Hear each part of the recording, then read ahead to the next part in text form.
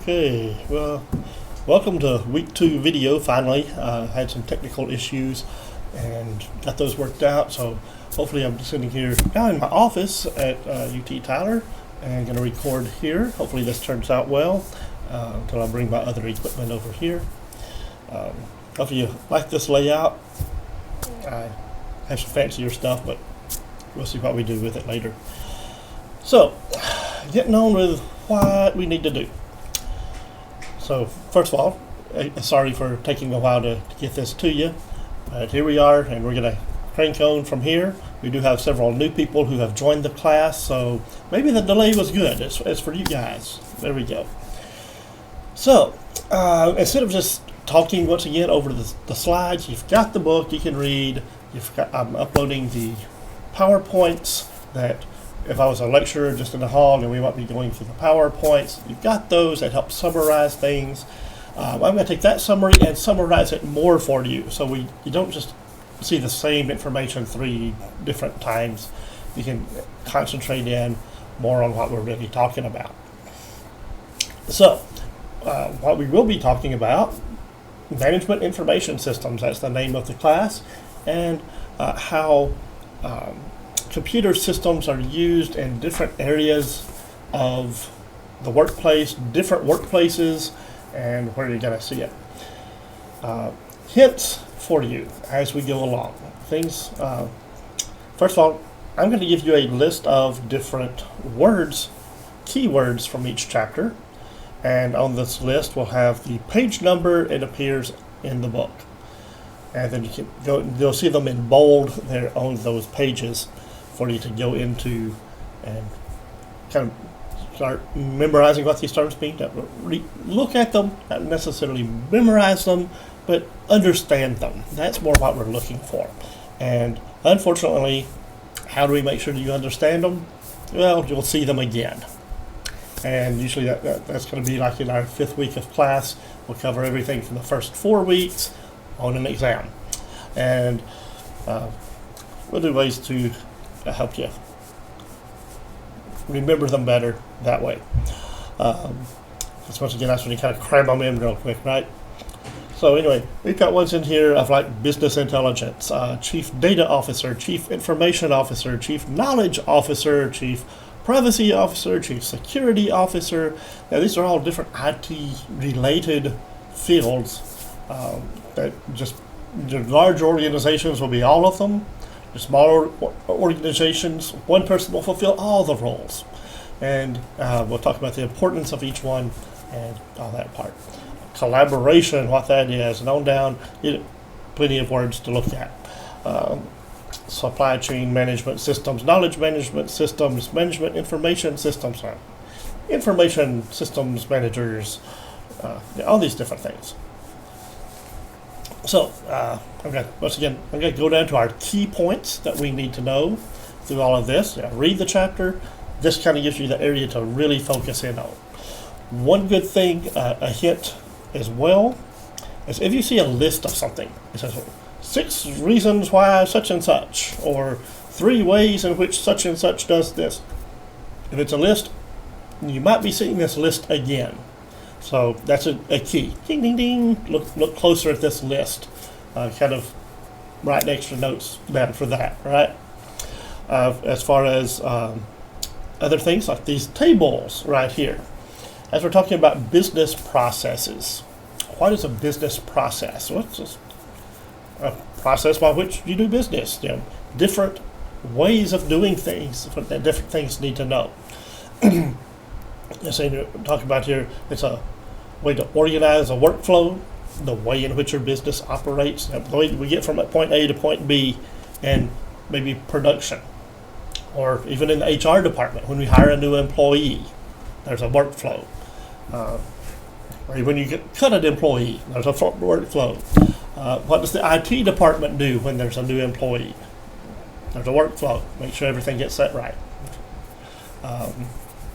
And the way in which we deal with our clients, do our marketing, do our production, workflows, the method you use to accomplish your task, the way it coordinates among employees, customers, and suppliers, all part of our business process.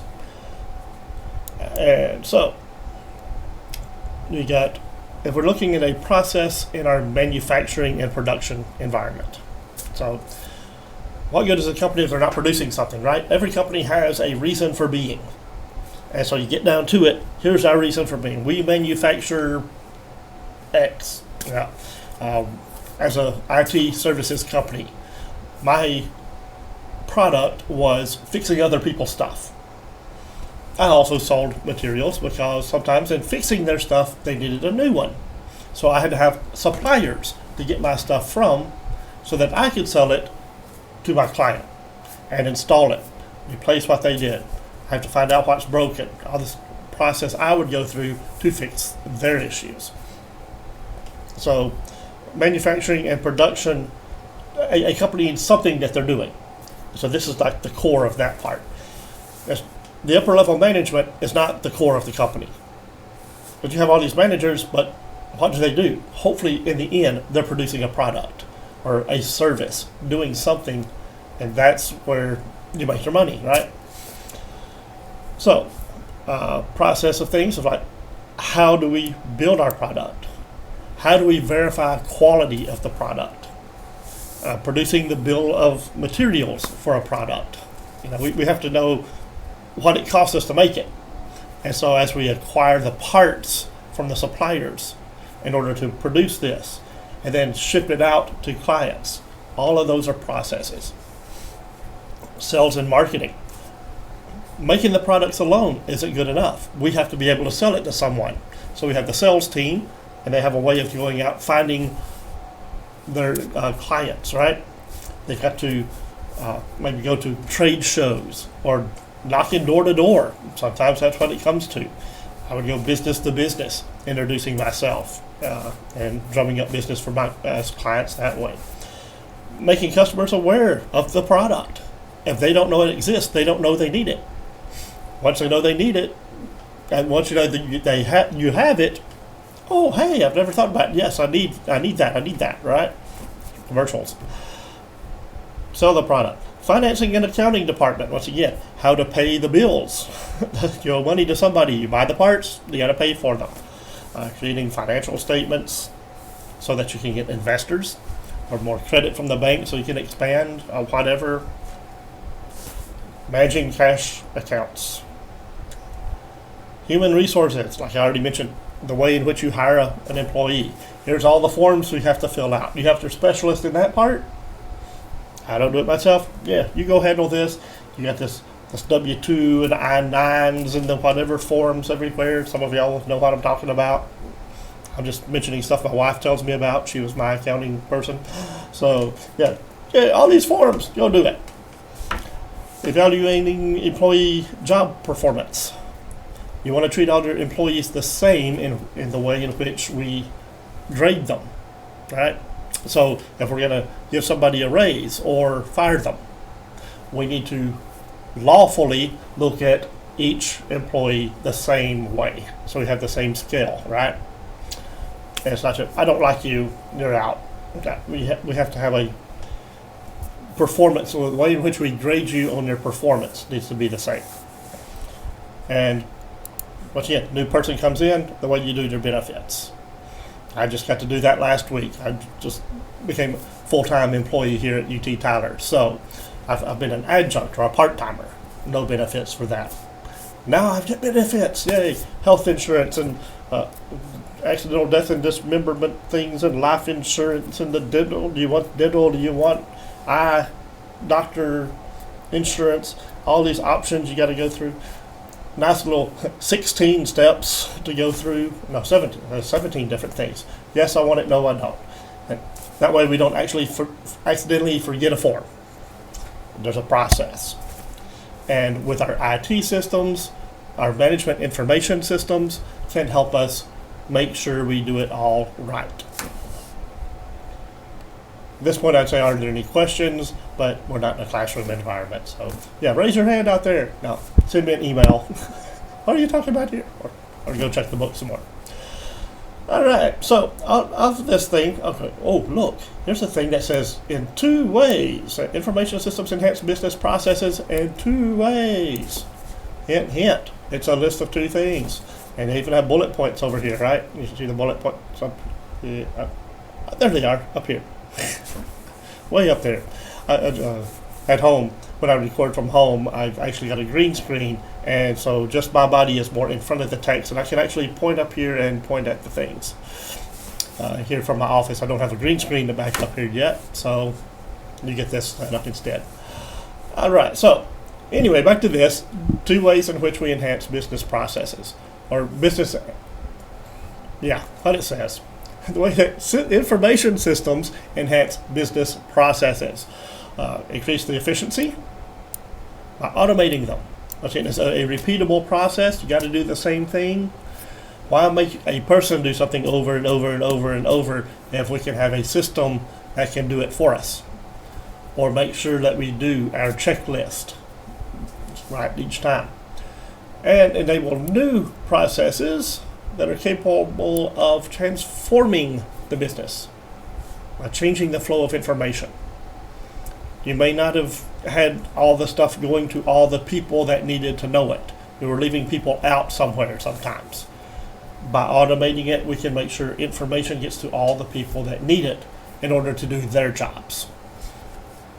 So, nice. When I pick out something big for you to know, I'll highlight it like this. So the bottom line, business processes help an organization organize, coordinate, and focus workflow to produce products or services.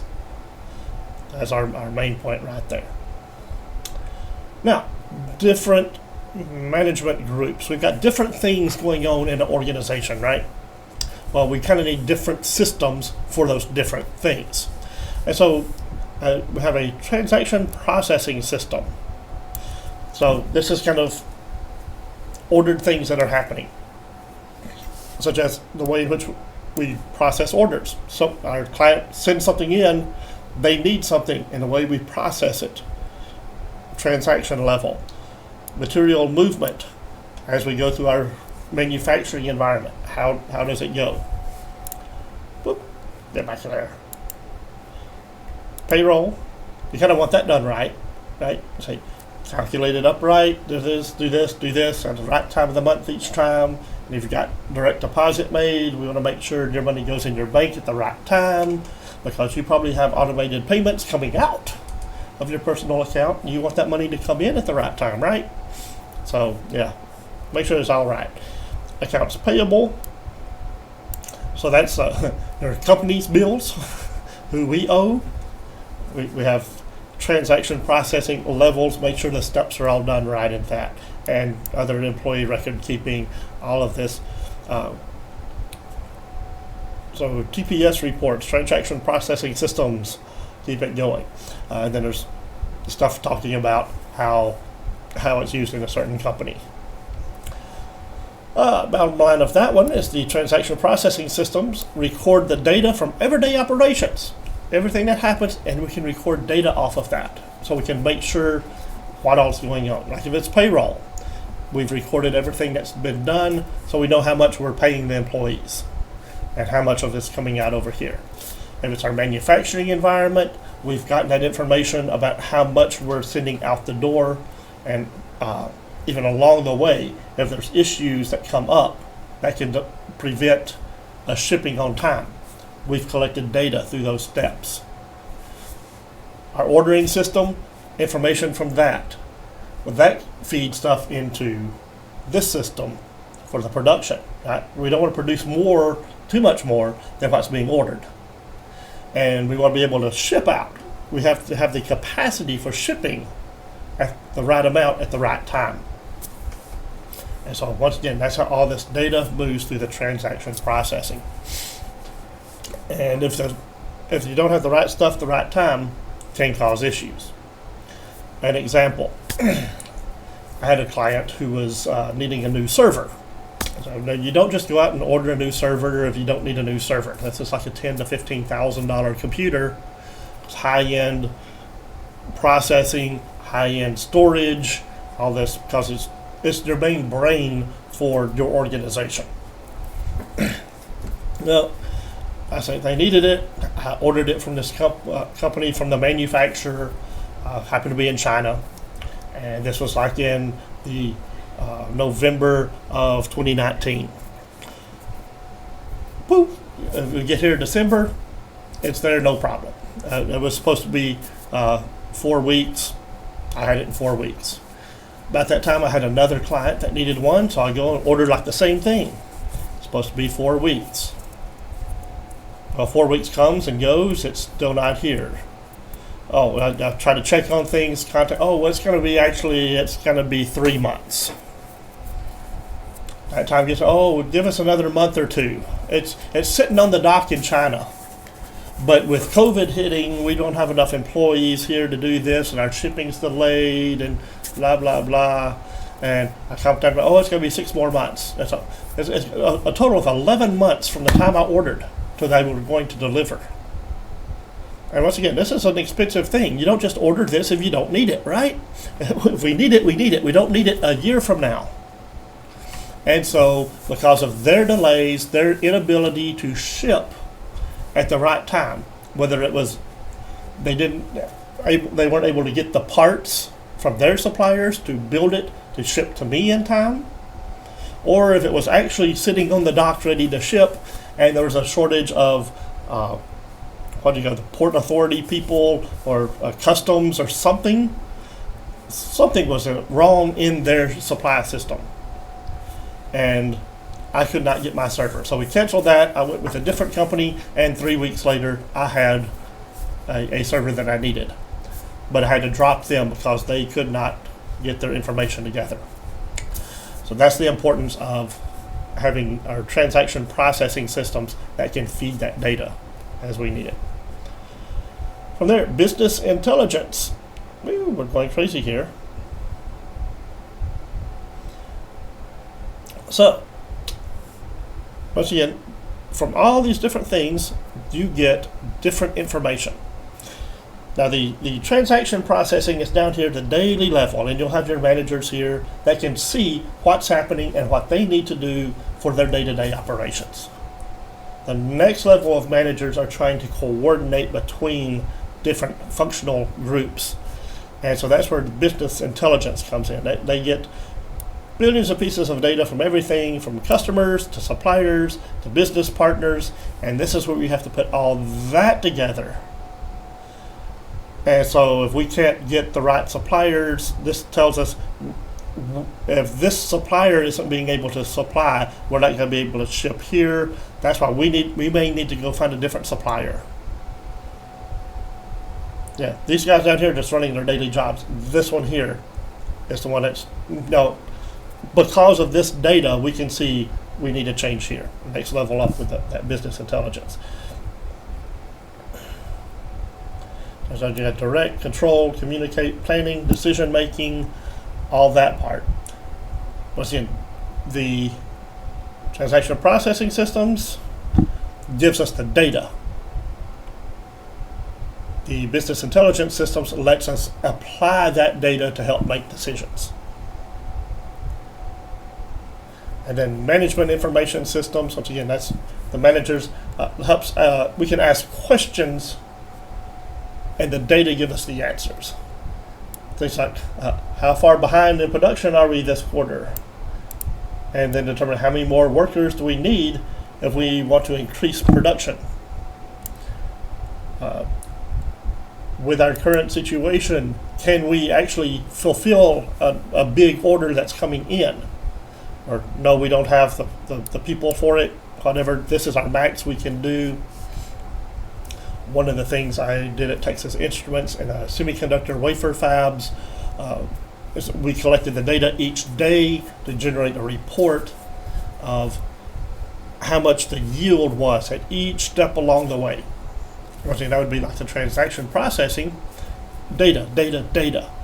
But we pulled it down and put it into information that they could look at and see, okay, yields are going good, whoa, we lost yield here. All right, we need to make a decision right here, go examine what's going wrong, see if we need to change something else, or maybe it's just this machine is messed up, and so it's making bad wafers.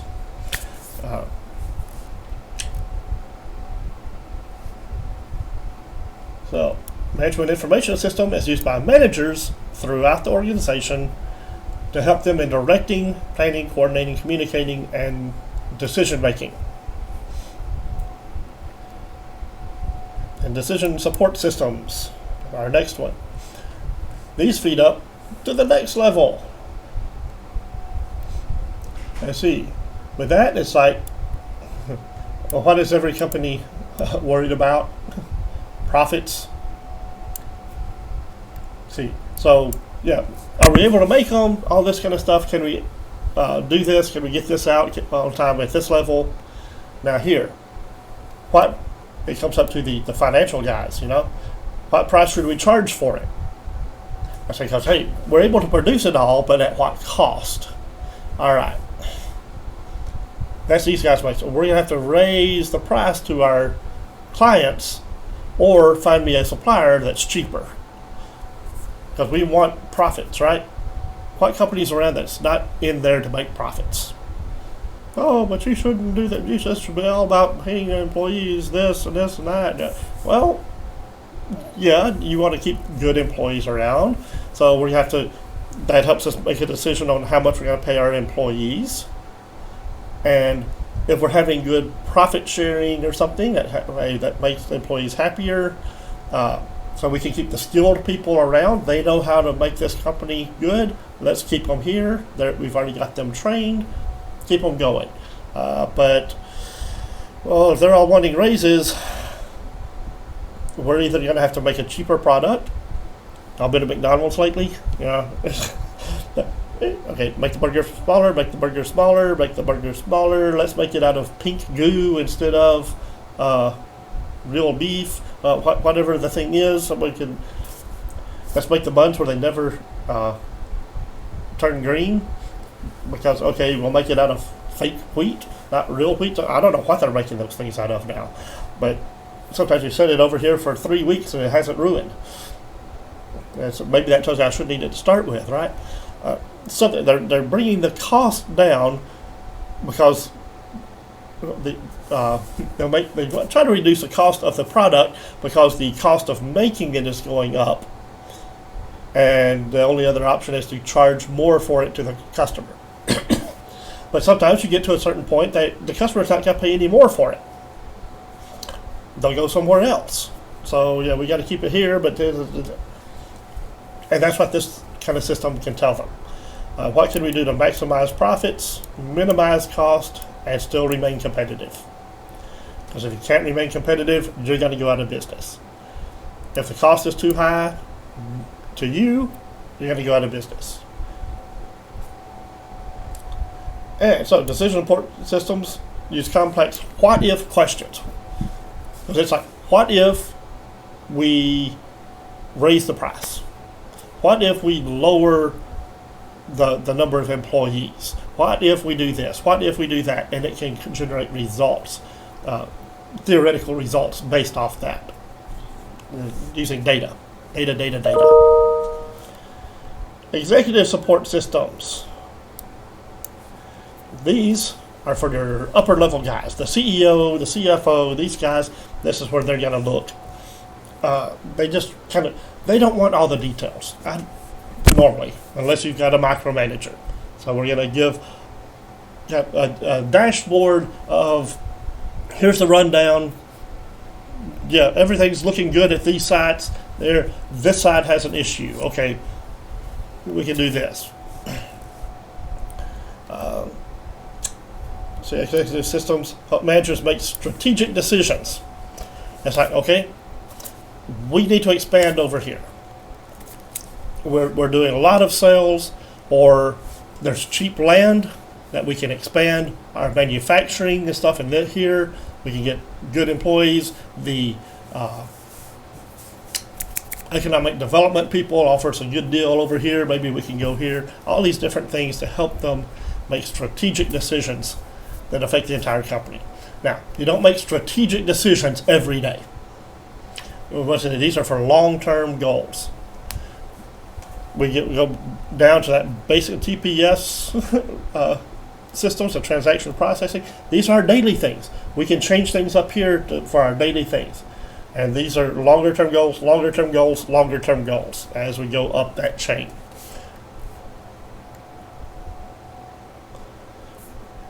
Now, do you want to run 15 different pieces of software through your company with all of this? Well, we've got things that are called Enterprise Resource Planning Systems, ERPs, that help us to bring it all together. And so this will take our data from manufacturing, data from our sales, data from our finance, data from our human resources, and feed it up the chain, up the chain, up the chain. And there it is, this image right here. There we go. This camera's reversed from the one I normally use at home. So okay, this one up here, this triangle pyramid, I say this is the most important diagram of this class. So memorize this guy, know what all it means, draw it a few times, because you will be drawing it later most likely. And so what we get, our different colors across here are our different organizations, our sales and marketing, our manufacturing and production, finance and accounting, and human resources.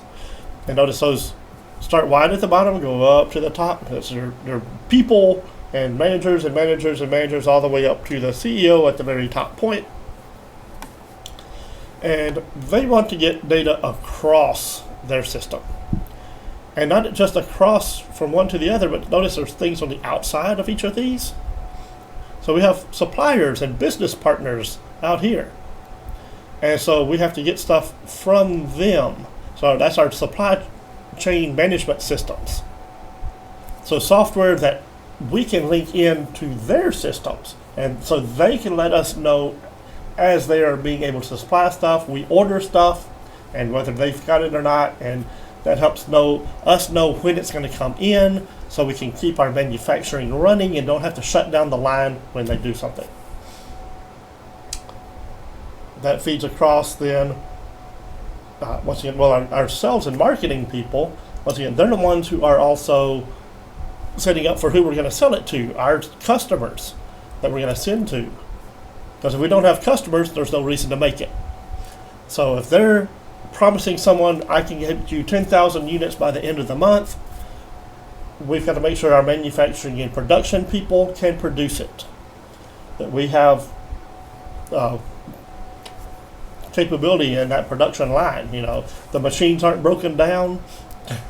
How much ever metal we need, or plastic, or whatever, or the parts that are coming from over here, that we get them in time, right? All that's going good. Finance and accounting part. Well, if these people are ordering it from us, and we have to get the parts, well, guess what? We have to make sure through the finance department we've got enough and a good financial relationship with those suppliers that we're paying them in time, that they'll keep sending us the parts.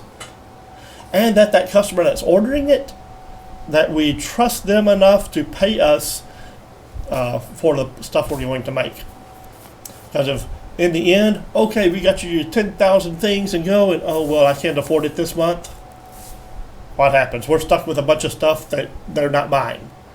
So all that, we have to have our finance stuff has worked with them and their banks or whatever to know we can handle it. That's all part of our process across here in our system. And then the customer relationship management systems. My tongue doesn't work sometimes.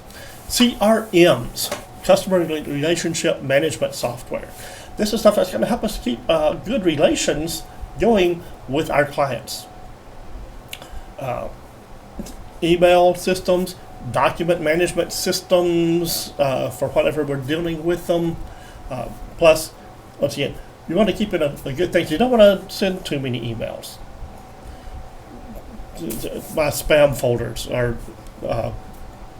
what do they call it? Promotions. Now, if Whataburger sends you something in the email every day, are you going to actually read it? No, it gets too much bad CRM. Just cut it back. Maybe once every 2 weeks or something. Hey, here's a little deal. Hey, here's a little deal. I might look at it better.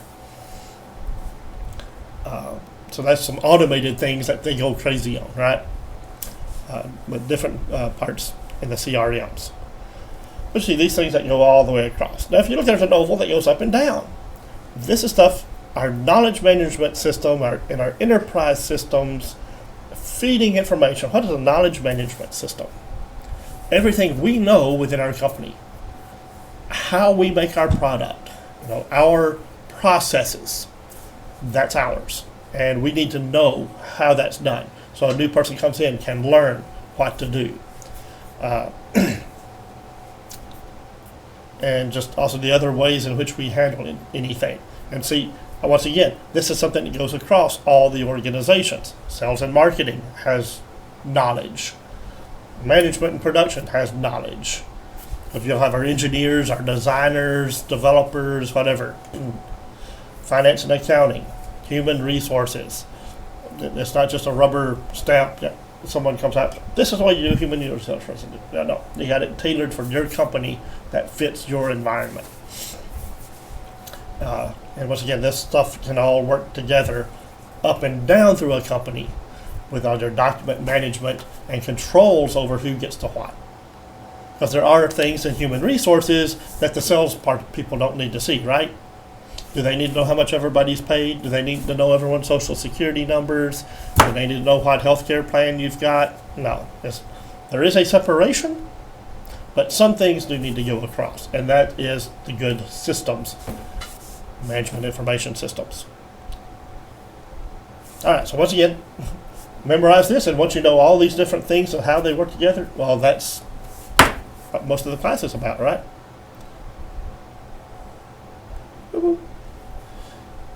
So, and that's what all these words are. Words, words, words, words, more words.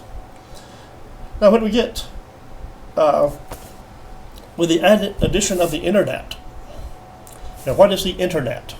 Everything getting interconnected everywhere. We can go look up anything to Google, we can go to Amazon, we can go wherever else. But there's other things called intranets. Internet, everything outside connected.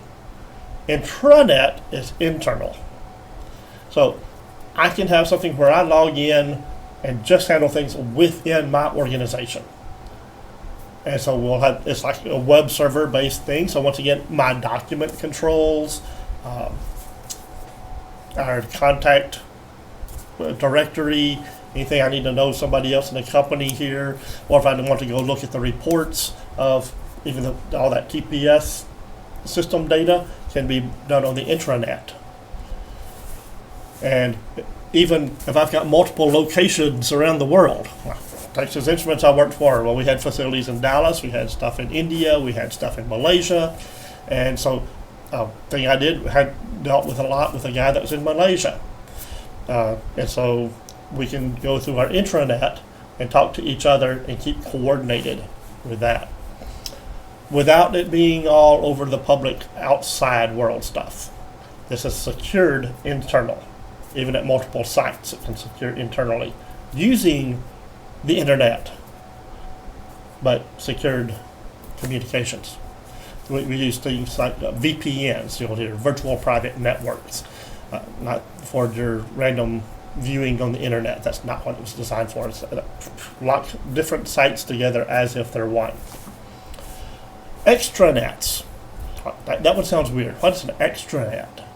Well, kind of like what we're talking about here with that intranet, but with our suppliers and clients. So our systems can tie together through, let's say, web-based things, but not everybody else in the world. It's secured between us. So it shares data between our organizations and us and these people over here. So externally to us, but still not everyone, right? Hopefully you get that part. It's just between us and our clients or suppliers. E-government parts. What is e-government? So we got e-business, e-commerce, this selling stuff online, but what is e-government? A government online? Well, yeah. How about the IRS? It comes down to filing your taxes and submitting your sales tax at the end of the month. You've got to send in whatever your company charged someone else in sales tax, because that's actually the state's part. It gets to go down to Austin or wherever. And then at the end of the year, they're submitting their tax reports to the IRS. All that's done through e-government, we'll call it. And of course, they have rules and laws and stuff that get done, and you've got to have this certain level of security to do this, because they don't want just anyone to tap into anything at the IRS. So all this fun stuff there. So integrating functions and business processes cut cost, because once again, if we can talk more, share data better, the right data and the right amount, we can cut costs and allow system development that involves the whole firm or industry. Customer resource management and supply chain management give a company the added advantage of end-to-end customer care. Enterprise systems may have challenges, but the benefits, when executed properly, are enormous. Knowledge management systems allow an organization to fully integrate their newly acquired knowledge into the current systems. All right, and from there we've got things of some more lists. Collaboration, working together, right? You do any collaboration? Well, we're doing it right now. Canvas is a educational collaboration place. I can upload documents, y'all can see them, you do stuff, you submit it back.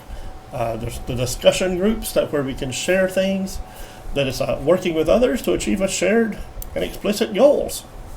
All right, that's what we're doing. So if your business has that as well, see, you can carry this out there. You think together, even if you're not physically together. And occur in a business or between businesses. So again, collaborate with other businesses to make sure you're going to accomplish what you need to accomplish. Create new things. Short or long term. One to one or many to many. So it could be just me and you, or me and the whole class. Or you have many different online classes, so you're conversing with many different instructors and different groups of students. So that's the best way I can describe all of this, because you're experiencing it now. 6 reasons why businesses promote collaboration. How do you want to collaborate with people? Oh, I just want to sit in my cube and do whatever I do every day. Let me answer the phone. Next, let me answer the phone. Next, answer the phone. No. Hopefully you don't have a job like that. That's why you're in here, so you can get something better if you do. So, if you want to do it, you want to change the nature of work. Yeah, don't want to do it. Just do job requires interaction among employees. You're not just going to sit in your cube by yourself. Next slide. This one. Just one click. Thank you. Okay. Growth of professional work. Most professional jobs require close coordination and sharing information and opinions with other professionals.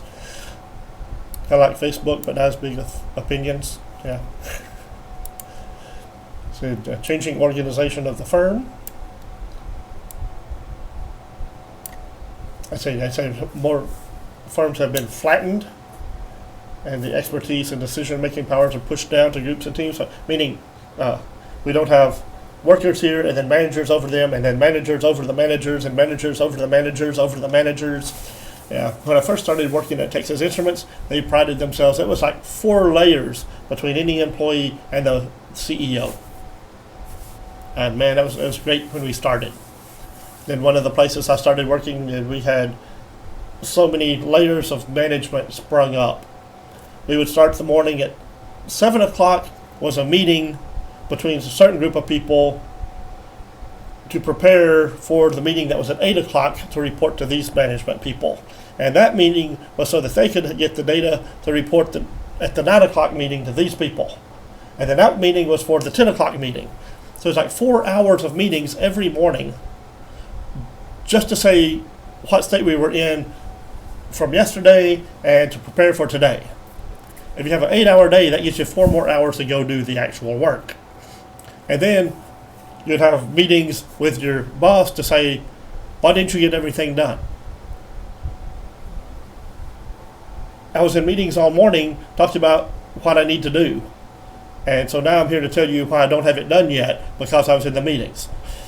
You can get too many meeting happy people, but that's managers are there to have meetings, and that's pretty much their function. But yeah, so if we can change up by better systems that can give that information to them, we don't have to sit in a meeting to give it to them. They have it. Look at the dashboard, get the information you need. If I need to reserve time for such and such, I can do it online. Boop, it's there. Let's go on. Changing the scope of the firm. The scope of a firm. It's like where you're geographically set. If I'm a lawyer and I only handle stuff in this little town, well, if I can go online and I can have some people scattered out in different places and we can do things digitally, I might be able to do wills and divorces or whatever for people all over the place. If I don't care where I am, we can change the way in which we are. Globalize, change the scope. Innovate. How do you innovate? Unless you're a one-man genius like Nikola Tesla,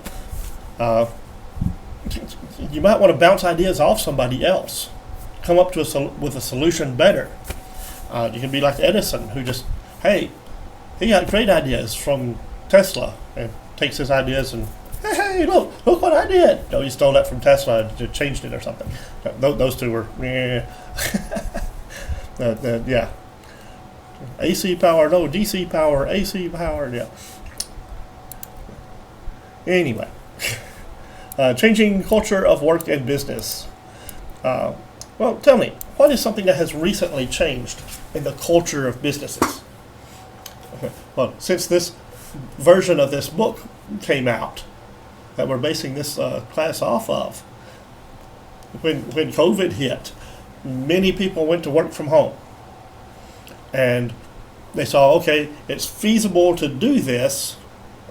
And they sat there with their webcams, everything's remote, into their cell phone, do this.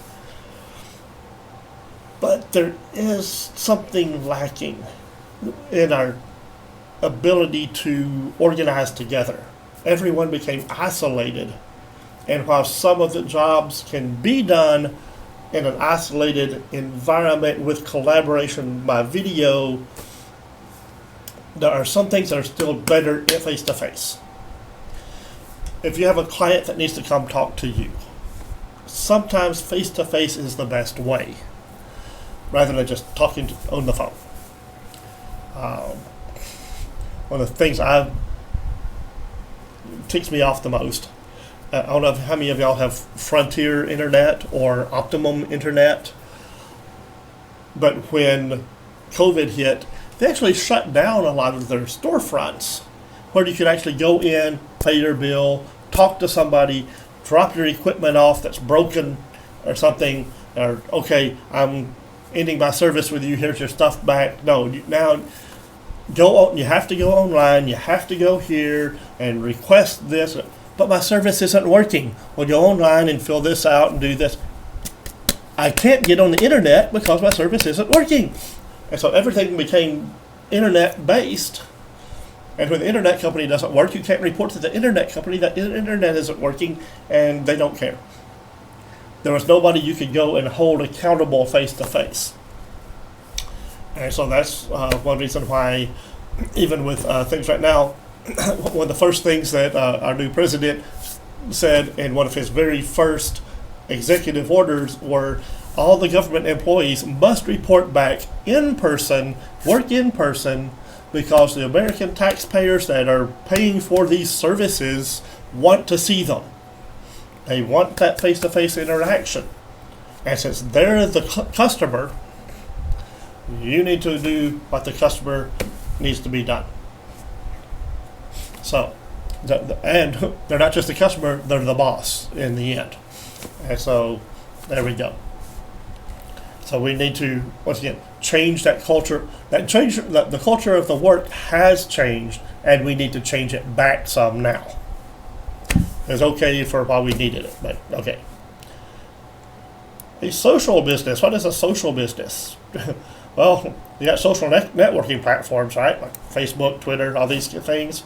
Can you get your business into those? Can Facebook enhance your business? Is your business based around that social interaction from social media? My marketing, I went that way with my marketing. Using Facebook ads, all these different things. You gotta let the community know you're out there, these things. But so you got information sharing you can do through there. Is there innovation you can do? Is there decision making enhanced through it? So that's things we need to know. So here we are. Here, some more lists. Let's see if I can make those bigger. I want to make it bigger. Hey, there's one way. So applications of social business. Once again, you're connecting your business profiles and your personal stuff. So once again, the more people that talk about your business in their posts, the higher you rank up here on things, the more you'll show up on Google searches because you were mentioned in Facebook. That's all the things going on. Crowdsourcing. Let people know your ideas. If you're putting stuff out there, you'll see the GoFundMes or Kickstarter. You know, hey, I've got an idea, I just need some funding, and if we can get it working, you'll be the first people to get it. Coordinate projects and tasks, shared workspaces, Zoom meetings, things like that, right? And then Microsoft Teams, you'll see that one pops up, whether you want it to or not, sometimes when you install things on your computer. Google Docs, you can make Google for Business things and use things in there with shared workspaces. Blogs, Wikipedias. Now, yeah, Wikipedia, I'm sure you've seen that part, where different people can just generate things and they're making a giant online encyclopedia. And there's newer data, and sometimes within minutes after something happens, there's data about it on Wikipedia. I was looking last night after watching the football game with the Kansas City Chiefs and Buffalo Bills, and it already showed, hey, here's the people playing in the Super Bowl. This is like 5 minutes after the end of the game. It knew who's playing the Super Bowl in 2 weeks. There it was. But some companies, a company or organization will have their own wiki set up. So we talked about that knowledge management system. Here they put it into the wiki. And so anything you need to know within your company, you can go in there and look up stuff within here. Social commerce, purchasing on social platforms. Okay, any of y'all do that? You just start, hey, look, here's stuff from Temu. Ooh, let me go click here, do this. Things you talk about on your cell phone sitting here, that you talk about it in your room. Next thing you know, there's an ad on Amazon or ad on Facebook to lead you to Amazon for whatever you just talked about, not talking to Siri. But she heard you anyway. Things like that. File sharing, we talked to Google Docs, things like that, sharing your photos. Hey. What's the one on here that we've got? You know, a little guy right up here. I don't know if you see him. Hey, there's my Snapchat. Hey, and my family already has something else up there. That's how I see my grandson each day. You know, I've got like a 3-month-old grandson that South Carolina. Hey, kind of far away, so almost daily videos and pictures. That helps. That's not business, but hey, your business can do things like that too. So, social marketing, interacting with your customers. And you want to know anyone who does things like that? You know, you have all your influencers, right? So, but you need interact with your customers. We want to talk about some of the other ones that you can do with that. Well, let's see. There's one of my IT clients sells a lot of they were oils and then went into other natural products. So like CBD oil, CBD things to put into teas, so herbal teas, all these different kind of things, beauty products that are all natural things, and they do a lot of posting onto Instagram and Facebook and other platforms, and somehow I am still linked to their account, so I get, every time someone asks them a question, it shows on my cell phone. But I need to get off that list some way.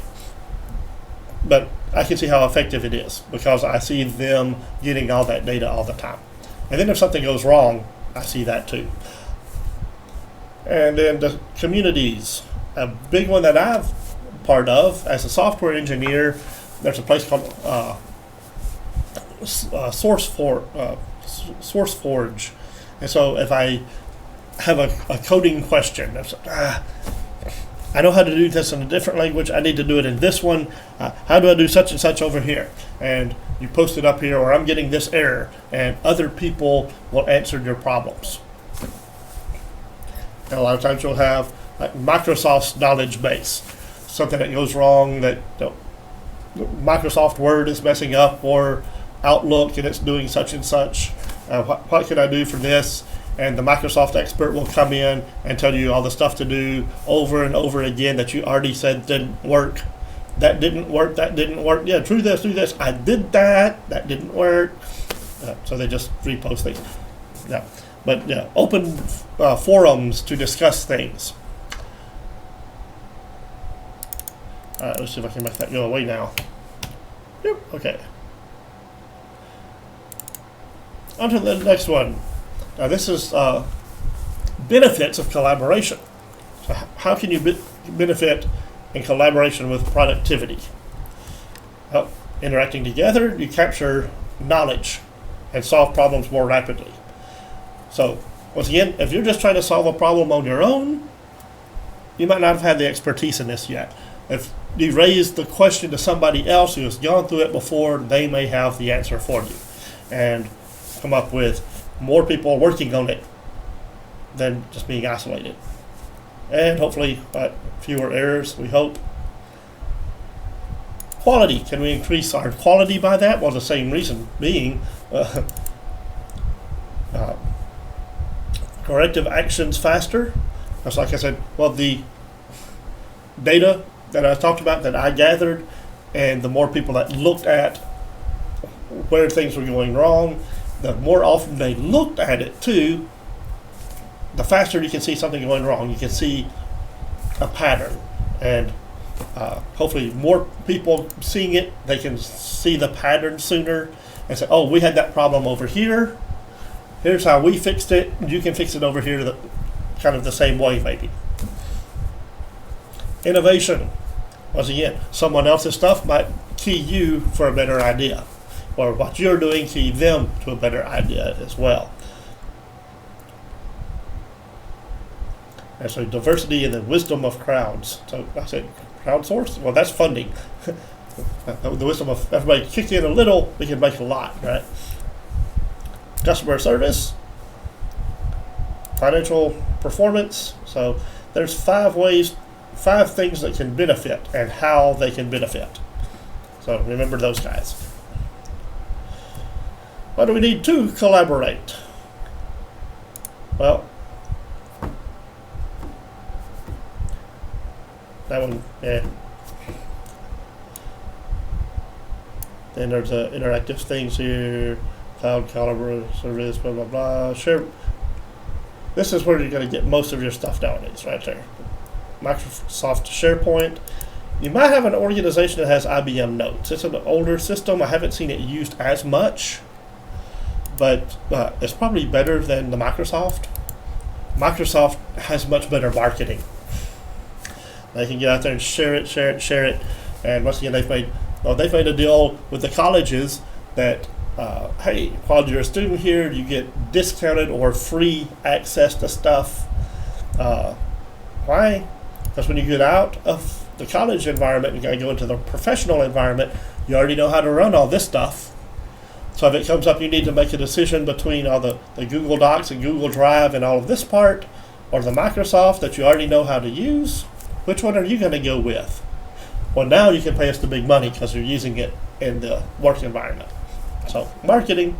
But with that, it's software that enables us to do our collaboration together.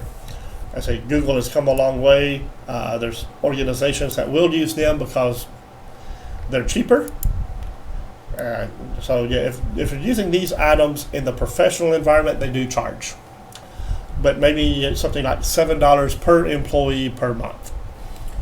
Microsoft will be hundreds of dollars a year per person. So get used to that.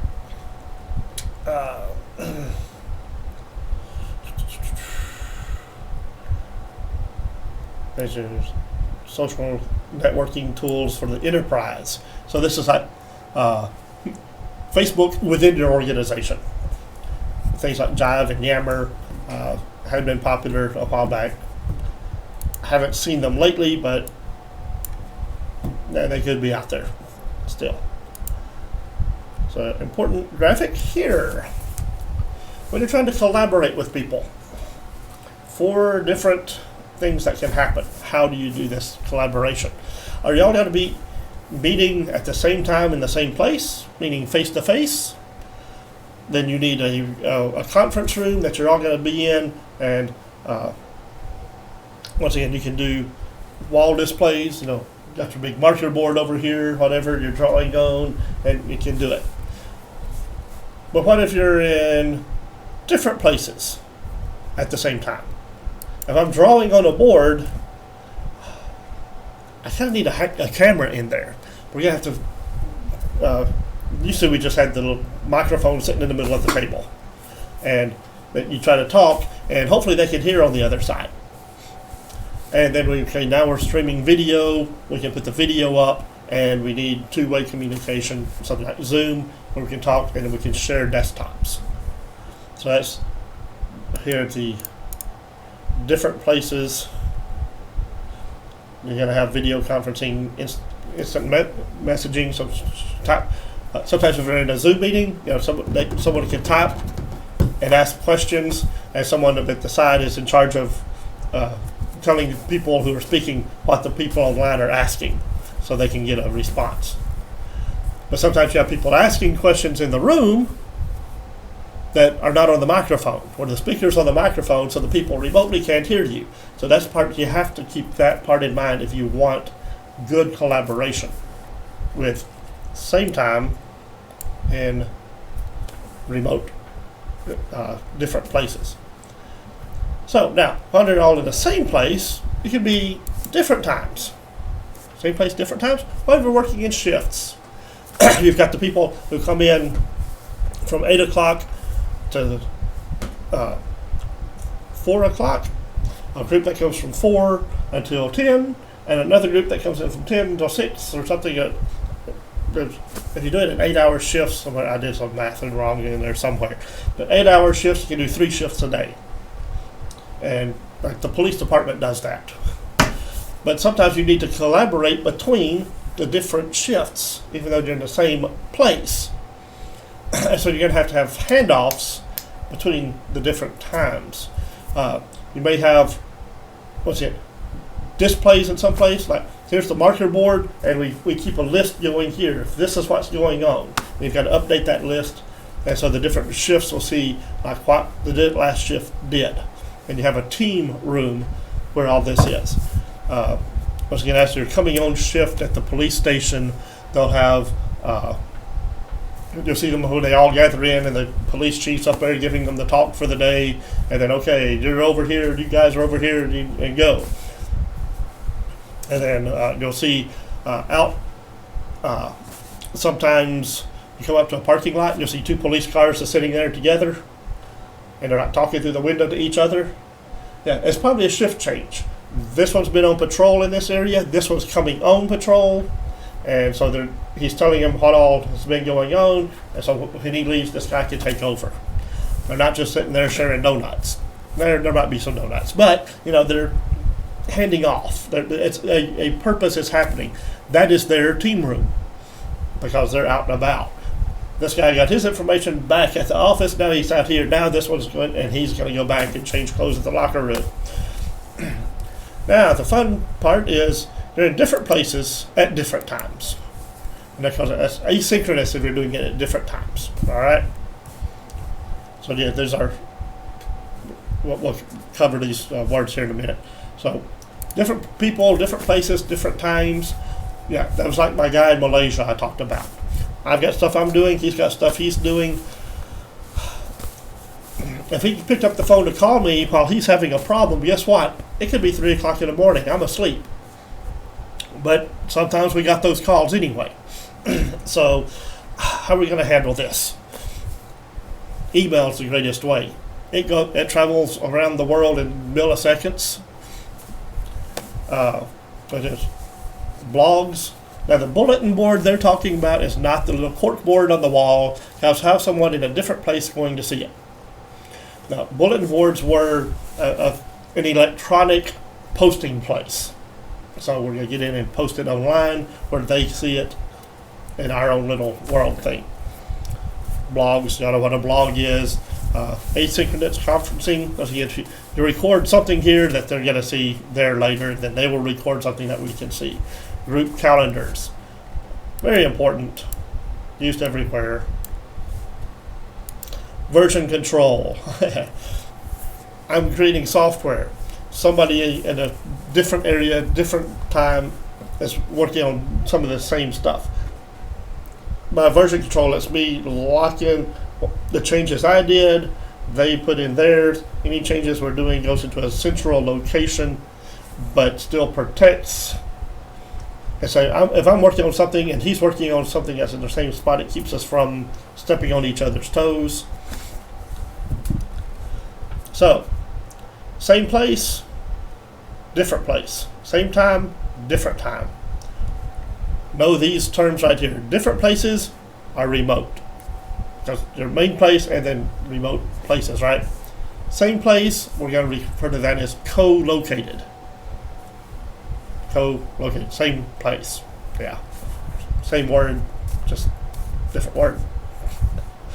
Same time, or synchronous. Synchronized, right? Different times, asynchronous. But not necessarily. I say, are we all watching this video at the same time? No. While I'm recording it, it is currently 3:10 p.m. on Monday afternoon on the 27th. You're going to watch it sometime after that because I still have to upload it. But we've got 51 people in the class. They're not all going to watch at the same time. You're going to watch it whenever it's convenient for you. That's the beauty of having an online class, right? We're asynchronous. We're also remote. So what we're doing would fall in this little quadrant right over here, in this little orangey one, peach maybe, where it says communication and coordination. So the tools we're using to do this class is like what you would be doing in a work environment that is a remote asynchronous environment. So you have co-located synchronous, co-located asynchronous, remote synchronous, remote asynchronous. So that's our 4 time-space collaboration matrices.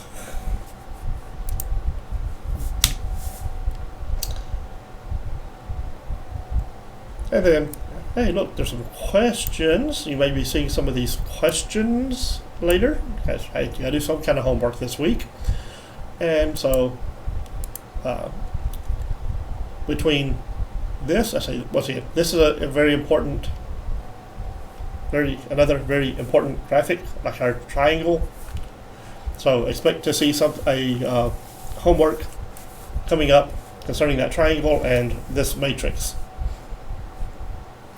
And then we got things of your different information systems parts inside of a business. So the information systems department, these guys, so they're the ones in charge of keeping your computers running and the software running and the servers, all these things.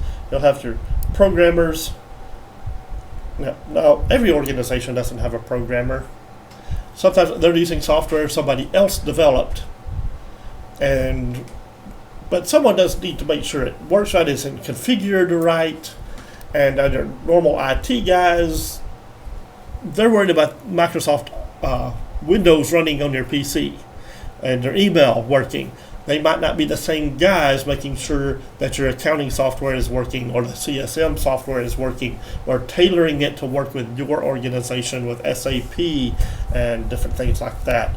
So you may have some programmers somewhere that tweak stuff for your company. It doesn't mean that you're producing software to sell. You might have some internal software that these guys are doing. System analysts. These are the guys that are going to be the bridge between the techies and the non-techies. Hey, what network routers do we need? And what software works together with each other. Systems are more than just the hardware, it's the software on them.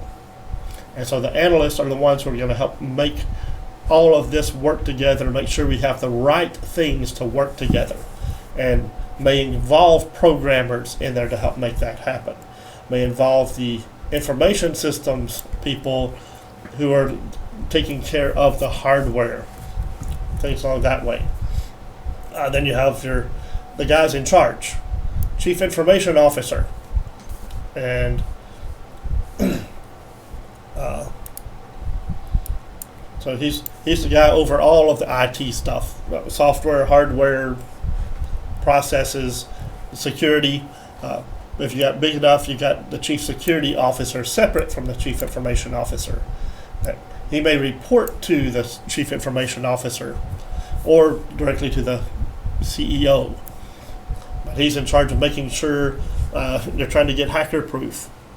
You got all the backups going in case of other issues of like floods or fire or whatever.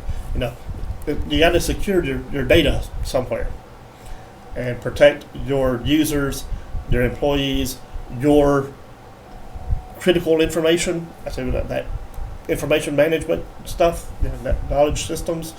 This is important stuff to us. This is how we produce things. We don't want the outside world stealing our secrets, our trade secrets.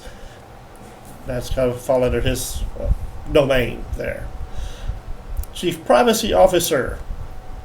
Well, if you're in a school environment, we've got this thing called,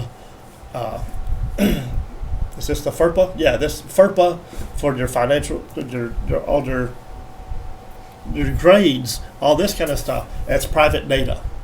We've got to protect student data, teacher data, whatever, and that's his.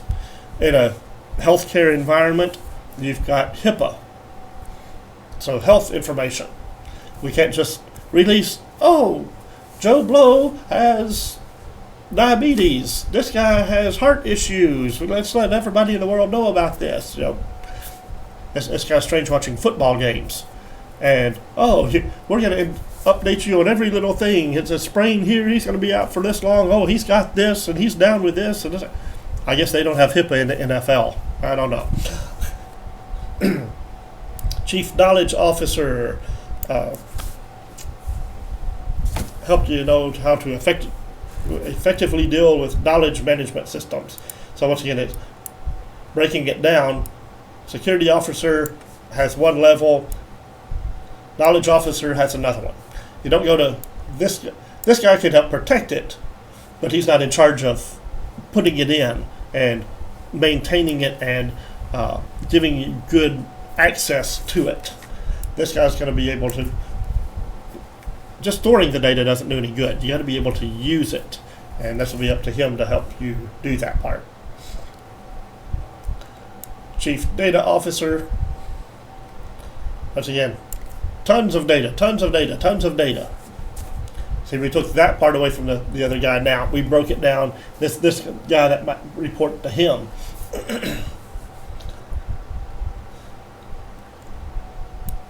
Hey, look, there's a list of 4 things. You know what those are. Information Systems Department, integral to success of any business. So yeah, what businesses use information technology? Well, My client's is an IT company. I would go out, had one that made pallets. Just, hey, we got guys that bring logs in, and we cut them up, make them into certain size pieces of wood, we nail them together into a pallet, and we ship them out to somebody. There's a lot of data involved in that. Well, number one, they've got to talk to their customers. How many pallets do we need?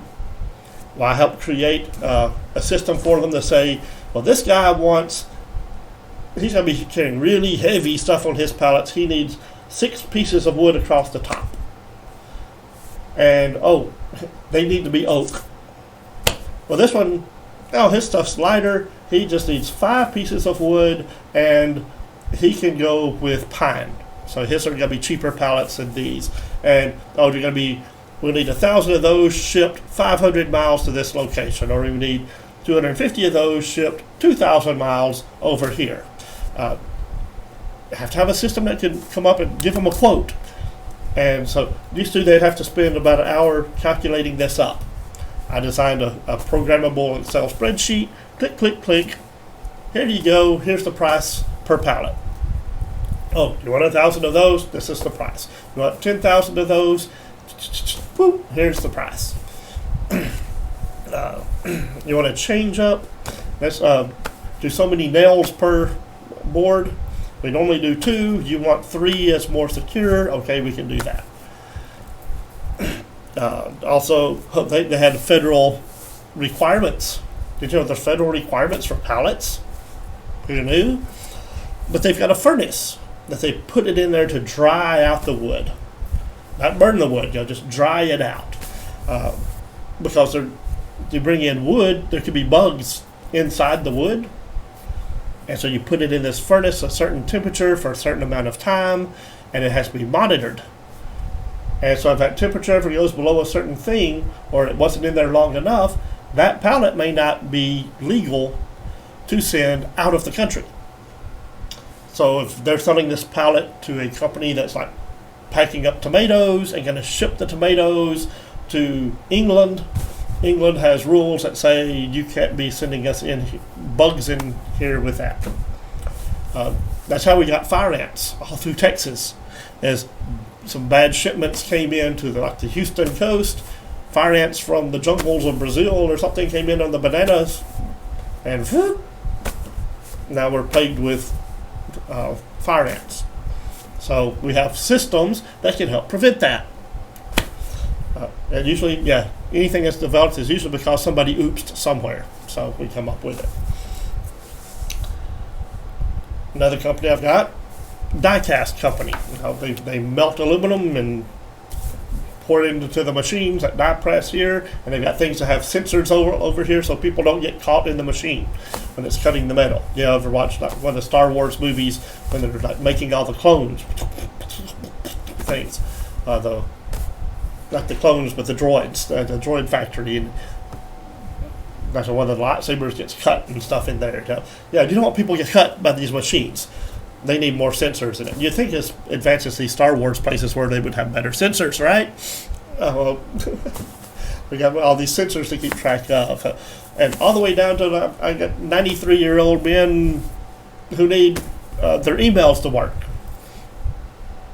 So you never know. Everybody uses computers. So everybody needs some kind of system. And let's see, there's more here. How do you receive a return on your investment? Well, you gotta make sure you're not just spending money because you can spend money. Hey, here's something cool. Let's go add this in. It has to be useful. All these different things here. And there you go.